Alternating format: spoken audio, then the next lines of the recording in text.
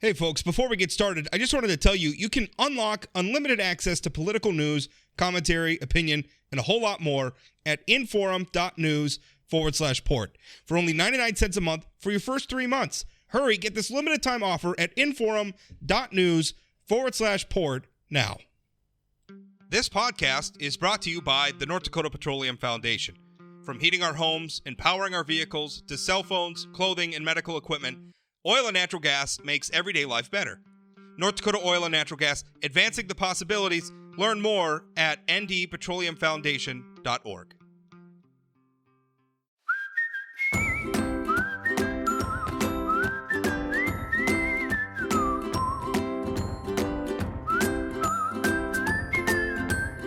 Welcome to Plain Talk, and happy to be with you. As always, it's Friday. And listen, when we started this political cycle, North Dakota's had a lot of constants. There are entire generations of North Dakotans who remember, Wayne Stenjum is our Attorney General. John Hoeven, he was our governor. Now he's our U.S. Senator. Ray Holmberg is in the state Senate and chairing the Appropriations Committee. And, here we are. Suddenly, a lot of that stuff's changing. Wayne Stenjum, he had announced his retirement and then sadly passed on. John Hoeven's in the United States Senate, but facing a challenge from the right flank of the party for the nomination. And Ray Holmberg says he's not going to serve in the state Senate anymore. And here to talk with me about that is Senator Holmberg, who has been are you the longest serving state lawmaker in America?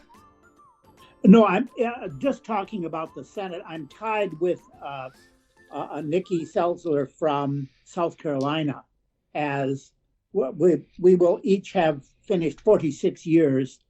So, if you go back historically, Art Link was the governor when I first went into the Senate. So I have seen ups and downs of the political environment in the state. Some of it interesting, some of it maybe coming back.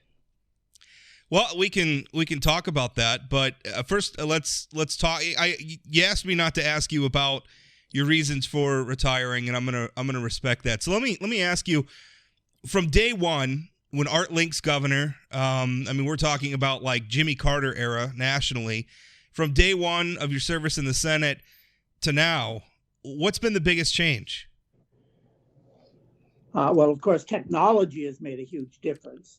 And as we saw in the last session, we had a lot more connectivity with the public, with the number of people that actually testified or watched our proceedings, versus way back in the day where it was a 1-800 number was the only way you could get a hold of a legislator or send them a message. The other thing I think is the legislature as an institution, the members have become more educated. There are many more college graduates, I think, than when I first went in. And of course, it has changed and become much more urban. And this next session, even more urban. I mean, Cass County has 11 districts and Grand Forks County has 4.5.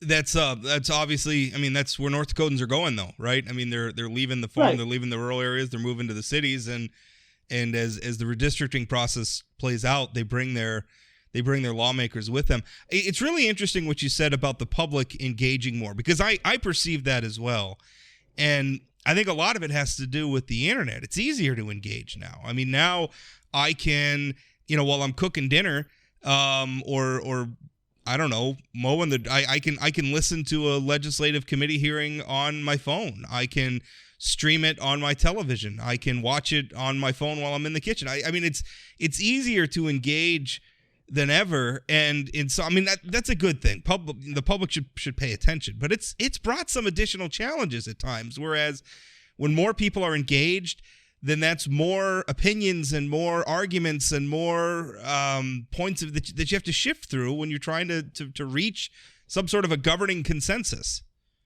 Well, what you're saying is absolutely true, but a major downside of that from the standpoint of someone who's serving in the legislature is years ago, you would get a phone call or a letter, and that always it took you a little while to respond. Now society, our culture wants immediate answers and immediately relief. They want to know, why are you doing this, blah, blah, blah. And you many times will answer in haste and then regret over the next week as to, I really wish I hadn't said that in print, because now it's on my back. So we had more time to respond to some of the requests that people had. Isn't there a saying about that? Isn't there a saying about that where it's something like answer in haste, regret in leisure, or something like that? It's something like that, yes. And that is so true, because with a letter, it took you 2 days to get there and takes you 2 days to get back, and you at least would have at least one night to reflect on what you're going to say, whereas now you get the email or the text and you answer it. And then you say, whoops. I think it's everything's in real time now. I mean, there's not a lot of time to, I guess, stop and consider, because everybody's afraid. And the cycles and the debates move so quickly that I think it's a real struggle. Which one thing that I wanted to ask you about, that's I think apropos of this conversation, where we've seen technology, for both good and ill, driving, putting the legislative process and our political process under more of a microscope than ever. We had a couple of couple of your Senate colleagues, Senator Aaron Oban from Bismarck, Senator Nicole Pullman also from Bismarck, resign this week, talking about some of the difficulties with civility. I mean, that was. I don't know that you could say that was the reason they resigned, but it was a reason, and they were both very concerned about it. I spoke with House Majority Leader Chet Pollert. He made some of the same comments about just a lack of decorum and a lack of civility. Do you perceive that as well as being a problem? I think that, observing from afar, the House is a different body and has a different culture. I think they had more of that within their body, but more of it is creeping into the Senate. And all you have to do is look at what's happening, not just in the legislature, but in the legislative district meetings. You go to a meeting, and in some districts, you spend an hour and a half listening to people scream, point of order, point of order, point of order. And that isn't why you go to political meetings, is to do that kind of fight. So, I think it's getting worse. I do know that, with Nicole Pullman, for example, that was not a lead item for her. It was kind of towards the end of what she was talking about. And so I think that too much weight is put on her comments from that regard, because that was not the major reasons. But it is different, and that is sad. Do you feel like part of what I have this sort of grand unified theory, and maybe there's always a problem with grand unified theories, but I have this theory that a lot of what's driving some of this in both in society and in politics is it's akin to the C-SPAN effect. And you've been involved in politics, you know what that is. When they brought the C-SPAN cameras into Congress in Washington, D.C., suddenly the speeches got longer, the props got more elaborate, the rhetoric got, I think you could say, more vicious. It seems to me like society's almost going through its own version of the C-SPAN effect, where suddenly you put cameras in the legislative chambers and people know your people are watching the floor speeches, and that somebody's maybe going to grab that video and put it on the internet or put it on television. Now we're watching in the committee hearings, and everybody has social media, right? So everybody with a Facebook account has an audience. And it kind of seems like everybody's playing to the audience now, right? Much like they started playing to the C-SPAN cameras. What do you think of my theory? Shoot me down. Well, I think there's elements there that are probably correct. There were legislators that were not at all excited about the movement to film every committee hearing, with all of the people, et cetera, et cetera. And one of the arguments that legislators used mostly in the back rooms, not out in public, was that, well, our opponents will use that video against us, so therefore let's not give them that particular tool to use. But as you say, with the use of social media, they can get that video. All they have to do is sit in the audience and video you making a dumb statement, and they will use it against you. And, the argument there might be just don't make dumb statements, right? Maybe that's the solution. People do. Yeah. They do. That does happen, but yeah, don't make dumb statements. But I think there's also a bigger issue when I go back and look at 40 some years, and that is that back in the early days, there was always within the Republican Party the existential threat of the Democrats taking over, and they did under George Sinner. They controlled the Senate for 8 years. Right before that, they had controlled the House, and now that threat within Republican circles is thought to no longer exist. There isn't an existential threat from Democrats. So let's fight amongst ourselves.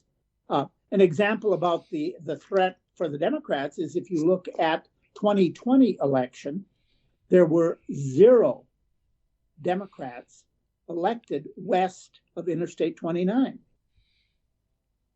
Which I mean, if it's a regional party. Yeah.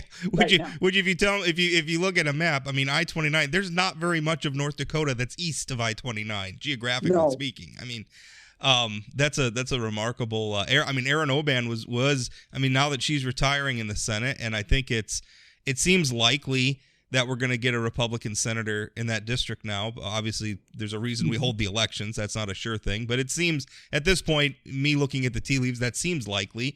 At that point, what's the furthest west Democrats go in elected office? Well, Joan Heckerman was the other Democrat. I will set aside Rolette County. That is 3 Democrats. It had 3 Democrats. Yes. And but Joan Heckerman from New Rockford will no longer be in the legislature because her district kind of went away, and there is no election. So she is replaced, I guess, with Jerry Klein, who's already there and doesn't have to run. So they have lost 2 of their members from west of Interstate 29. Now, they could, with this subdistricting thing, they could get one in District 4, over at Subdistrict 4, over in around the MHA Nation, Fort Berthold Reservation. Right. And also, the Republicans could get a seat in the subdistrict up in Rowlett County. Rowlett County, District because 9, you have Langdon and that whole western part of Cavalier County that is now in a subdistrict. What's your proudest accomplishment in 40 plus years in the Senate? Surviving. No, I think being on the ground floor and having actually the first bill that had to do with the UAS development in the state has always been proud. I've been very proud of that. And when I visited with the chamber the other day, I was able to say, and I think I'm absolutely correct, when new industries start like UAS and doing somewhat of a legislative path, you've got to have the big champions from the local community doing the heavy lifting. But the UAS industry in the state, Grand Skies, etc., has grown to where their advocates are all over the state in the legislature. And they don't need necessarily the guy who put in the first bill to be the voice in the wilderness, because others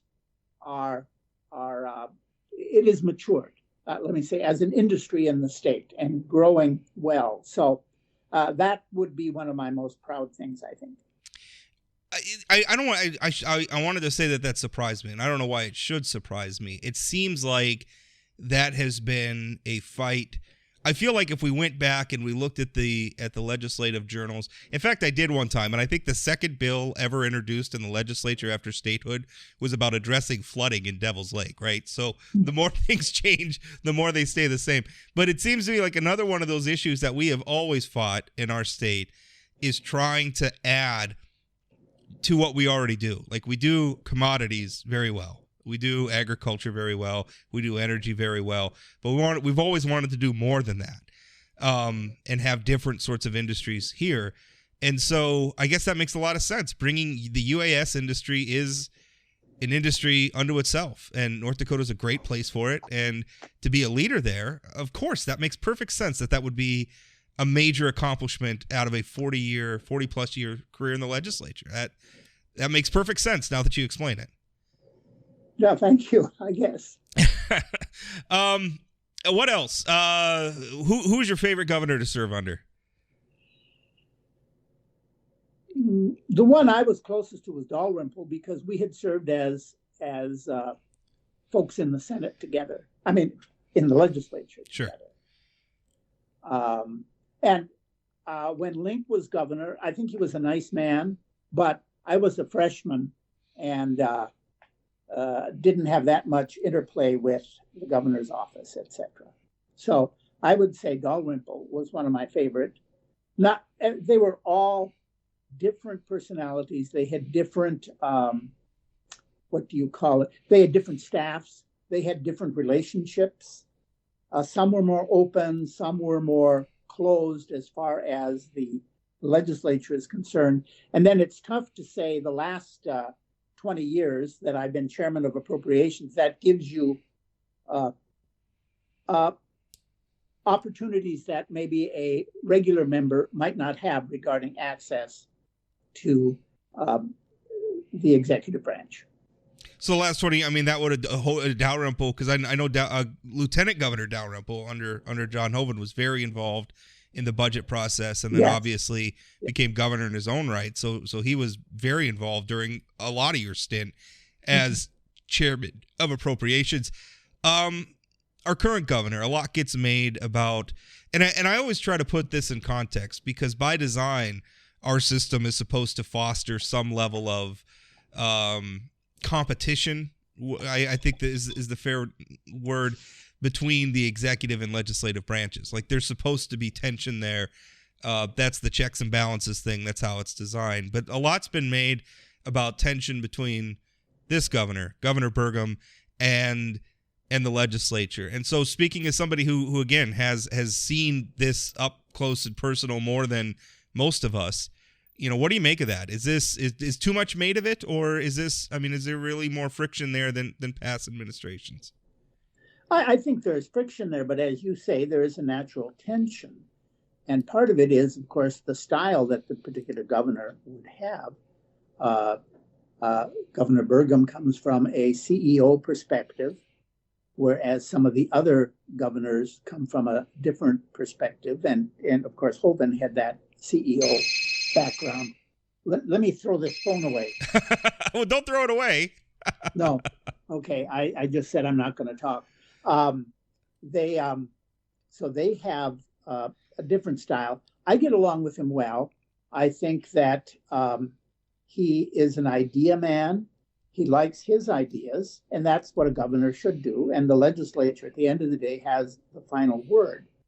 I think that some of the rancor towards the governor among some people, not everyone, but some people, is his direct involvement in some legislative races that caused people to say, he should be on his side of the sandbox and not playing in our side of the sandbox. So I think that did rankle some feathers, shall we say. And they were mostly in the House, but still the House is an equal body to the Senate. It's interesting, because I think really a lot of that, even that, I think comes down to a style question, because past governors certainly promoted their slate of legislative candidates. They were just a heck of a lot more subtle about it than Doug Burgum is. And also Governor Burgum has shown a willingness to throw money around very publicly that I think past governors haven't. And not that they didn't have plenty of money of their own to throw around if they wanted to, but they could. But they didn't have an official PAC. Right. So it's very overt from Governor Bergen. Right. Do you feel like looking forward for North Dakota as you end your tenure in the legislature, what's our biggest challenges for our state going forward? Well, obviously, with what is going on in the world and nationally, we have a lot of challenges. Who knows what's going to happen to oil? Who knows what's going to happen in the Ukraine area? I mean, those are all big question marks. But the state of North Dakota is going to have to, when they look forward to the next session, they're probably not going to have an additional $4 billion of federal money coming into the state like we did last time. And we got criticized for the size of the budget and how much it had grown, but it was because the feds borrowed money from our children and grandchildren, for some of us, and gave it to us, and we spent it. So our funding, our amount of money that we spent went up, but that will no longer be there. We have a challenge. We still haven't got our arms around the issue of the legacy fund. The Constitution says that there's a certain amount of that comes back to essentially to the legislature for their use. And we're still struggling as to how that money should be used. And should that money be used strictly for long-term issues like, paying bonds on flood control, or should it be used to hire more social workers? Well, I think that we should not be spending it on the ongoing costs, but it should be investments in the future. But we still haven't gotten our arms around that. The change in civility, I think, is an issue. As I said, there is no threat. I mean, you will, I hope, be watching or there at the Republican convention, and I kind of am worried that there might be kind of an interesting time, shall we say, for people in the broadcast industry as far as what goes on. So that kind of thing makes a difference, because it makes a difference as far as the Republican Party is able to function. And because they will be the majority party, I'm sure, in the next legislative session.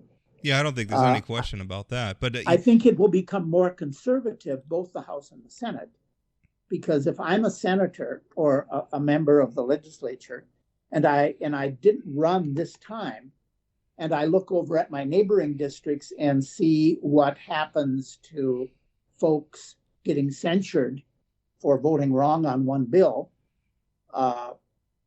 then I'm going to, maybe, not everyone, but maybe they will think, maybe I should go over another notch to the conservative side, because I will be crucified if I vote the exact same way I did last time, for example. And there's a number of those cases. So I think the legislature will become somewhat more conservative.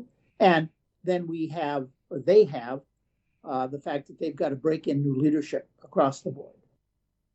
This term limits ballot measure is going to shake things up quite a bit, because I have a feeling that's going to pass. I think you look at this political moment.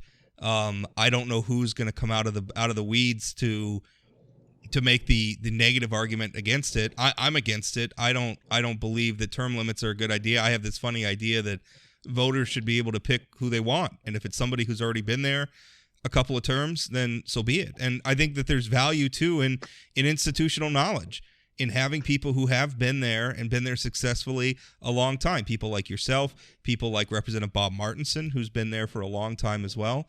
It's going to be a situation where you look at who's going to be the majority leader. It's going to be somebody who's served like one term or not even 2 full terms, because by the time you're up with 2 full terms, you're out. So we're going to have majority leaders who themselves, just nobody in the legislature is going to have that much legislative experience. But I have a feeling that measure is going to pass. What would it do to our legislature? I think it will pass. And what you are doing, God, they can't be quiet. And what they are doing is essentially turning over the body of knowledge that should be within the legislature to staff and to agency heads and to lobbyists, because they are the ones who have been there. There's 10, no term 20, limit. Yeah, there's no term limits years. for being the head of the Department of Transportation. And and this isn't me picking on anybody. I think that those are fine people. But they're not elected, and they have they obviously they're seeing policy questions through the role, what their role is in the process, and not necessarily through a legislator's role. I'm not trying to demonize those people, but that's a different thing if they have the power. But you will also, I think, find it truthful that a lot of the push, a state hasn't passed term limits since, I believe, 2000. And some states have gone back because of just what you have said. But we are in the interesting situation where I think there is a lot of anger out there among the citizens. But the anger is, I think, more directed towards the federal government and what happens in Washington, or what hasn't been happening in Washington. And just like, and of course I can't, because I'm not running for re-election, I can say this, but when the kids were fighting in the back seat, who did I slap? The one I could reach. And the one the public can reach is the North Dakota politicians. Right. They can't really do that much about, what's going on in Washington. So I think that part of the drive for this is this dislike of the direction the whole country is going. I think that's really fair. Like I look at, for instance, the primary race or the endorsement battle, whatever you want to call it, between Rick Becker and John Hoeven.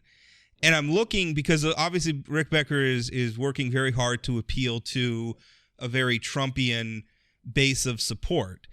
And I'm looking at, like, on those issues, where has John Hoeven gone wrong? He voted against the impeachments. He voted he voted against the forming a January 6th committee in the Senate. He voted with Donald Trump like 92% of the time, which is not that far off where Kevin Cramer voted for him 94% of the time.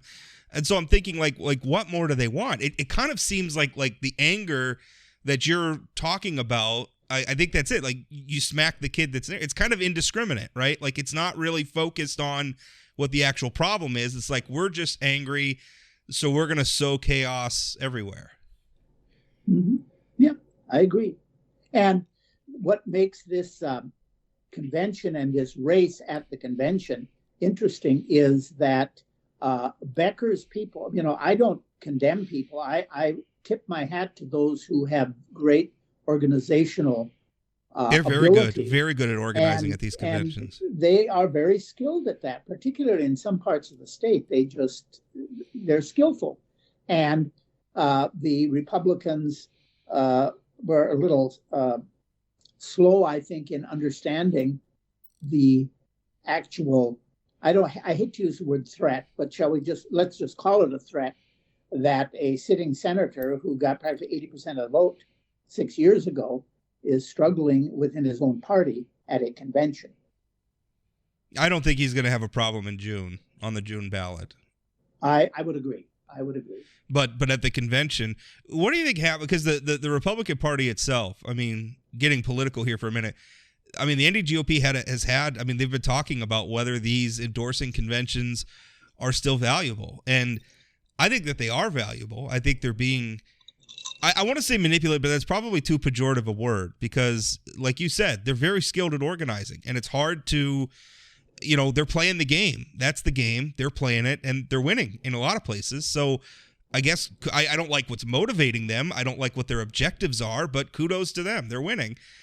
But there's been a talk about, should we even still be doing these endorsing conventions when the June vote settles it anyway? And to me, I see value in the conventions. It's where the party connects with local local activists, the door knockers, the phone bankers, the people who do a lot of the menial work that gets candidates elected. So, I mean, to my mind, I don't want to do away with the convention process, but on the other hand, I could see the argument that people are making where the convention process is not producing, is potentially going to be producing candidates that aren't palatable to the larger electorate. What was I going to say? The challenge there is the party. They had a vote earlier this year to eliminate it, and they lost. Yeah. And one of the factors is the convention. Strip everything away. It's a great moneymaker. Yeah. They make a lot of money. So they're either going to have to decide, are we going to continue with that, having that convention, or are we going to eliminate having the convention until after the primary and have everyone file? Or are we going to get our act together and organize and be able to match other folks who have great organizational skills, at least in many areas, surpassing the regular party officials? I think those are the choices. I think that's exactly right. And at the beginning of this, you were talking about, you show up at a local political meeting and you sit through people screaming point of order, point of order, point of order for an hour. I could tell you I live in Minot, which is the epicenter of a lot of what's going on right now. And I can tell you, I talk with local Republicans all the time who said exactly that. I show up on a Tuesday night to a committee hearing, and I watch people engage in this tortuous, arcane procedural process, and everybody screaming at each other. And I have better things to do with my Tuesday evening. I think part of that's attack. It's almost like the filibuster. It's a war of attrition. We'll just wear the other side out, and they'll stop showing up, and we'll take over. And that really worries me, because as a tactic, that seems to be working, but it also seems to be a bit of a zero-sum game. Right. And what you have is those folks that are there because they're angry, they are much more likely to stay until 11:30 at night than those who have a babysitter that they have to get home by 10 o'clock. Yeah. Well, that exactly happened. District 33, where the incumbent, Senator Jessica Bell, fresh off some dazzling work, by the way, a lot of it was in the background, but dazzling work to keep Coal Creek Station open, which by extension is going to keep businesses open in her district. It's going to keep towns alive in her district. I mean, if that plant had closed, and then subsequently the mine, you would think, would have to close or at least diminish operations, that would have gutted central North Dakota in a lot of ways. But for a vote on a transgender sports ban, she lost the endorsement. And that committee hearing went till 2 a.m. I had people say, we had to leave. Like, we wanted to support Jessica Bell, but we had to leave because my babysitter's not going to stay up till 2 o'clock in the morning on a weeknight. Exactly. So it might be part of a masterful strategy to just wear everybody down. Like you said, filibuster. So what are you going to do now, odd number years in the winter months? If you're not in Bismarck. I'm not going to hang out in Bismarck. I'm not going to apply to be a sergeant at arms, for example. Yell at people for touching the brass rail? Yeah. Oh, God, yes. Although I think we got rid of one who was just a little too aggressive. I think I may have had a run-in with him a couple of years ago where I was talking to somebody, and it's just a natural thing to want to put your hand out and lean against that rail. I mean, it's kind of the point of the rail. I don't know what else. But it's like the tree of good and evil in the Garden of Eden. You don't touch it. Yeah, that's right. Judy Lee has a drape she throws over it when someone comes to talk to her, so they can all touch the rail. Well, that's it. Well, good luck to you, Senator Holmberg. Okay. I really appreciate you taking the time and enjoy those odd-numbered winters. Go to Florida, go to Arizona, go somewhere fun. Although I always make fun of my parents down in Arizona. I tell them the weather down there is boring, you cowards. You should be up here where the weather's interesting. I know, and it is. Okay, now what is you do some of this on? How does this roll out? I mean, I know you do columns, sure. And we're still recording right now, but yeah. So this will publish. This is. Do you listen to podcasts? Not really. Yeah. Well, maybe you should start. Maybe that's something you could do with all your new free time. But no, it'll roll out. It'll be on a column, and then it'll be available on apps like Spotify. People with smartphones can listen. People on Facebook can listen. It kind of goes all over the place. But I thank you so much for your time. We're going to end the interview there. Thank you much. I got to get out of here. Okay, bye.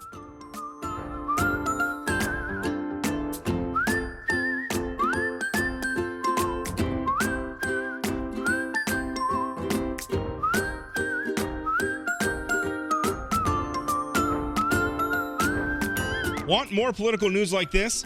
Visit inforum.news/port to get 3 months of unlimited access to our news network for only 99 cents a month. Don't wait. Get this limited time offer at inforum.news/port now.